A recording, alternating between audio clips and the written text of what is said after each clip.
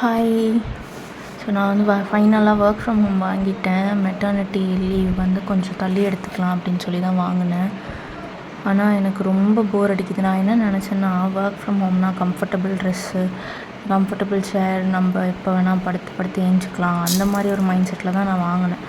But ஆனால் work from home வாங்கினதுலேருந்து சுத்தமாக நடக்கிறதில்ல. பக்கத்துலேயே வாஷ்ரூம், ரூம்குள்ளேயே வாஷ்ரூம் இருக்கிறதுனால சுத்தமாக நடக்கிறதில்ல.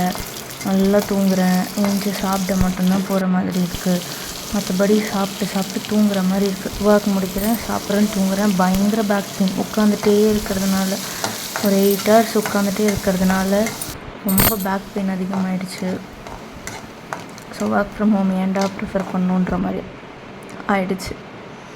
ஓகே, இன்றைக்கி வந்துட்டு இடியாப்பம் வச்சுருந்தாங்க வாங்கி. ஸோ அதை வந்து உதிர்த்து, எனக்கு நிறைய ஆனியன் போட்டால் ரொம்ப பிடிக்கும். ஸோ நிறைய ஆனியன் போட்டு உப்புமா மாதிரி பண்ணி சாப்பிட்டுட்டேன். ஐ மீன் தாளிச்ச இடியாப்பம் மாதிரி சாப்பிட்டாச்சு. அண்ட் ஆஃப்டர்நூனுக்கு வந்து சாப்பாடு, கொஞ்சம் சாம்பார், தொட்டுக்க வந்து பீட்ரூட் பொரியல் அதெல்லாம் செஞ்சுருந்தாங்க. ஸோ அதையே சாப்பிட்டுட்டேன். நாளைக்கு தான் மம்மி வீட்டுக்கு போகிறேன். போயிட்டு கொஞ்சம் அம்மா சாப்பாடும் சாப்பிட்ணும் போல் இருக்குது. ஸோ நாளைக்கு போயிட்டு தான் சாப்பிடணும். ஸோ உங்கள் டே எப்படி போச்சு அப்படின்னு சொல்லி மறக்காமல் கமெண்ட்டில் சொல்லுங்கள்.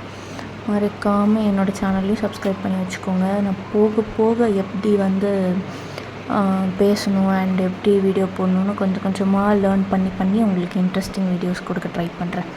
தேங்க்யூ. பாய்.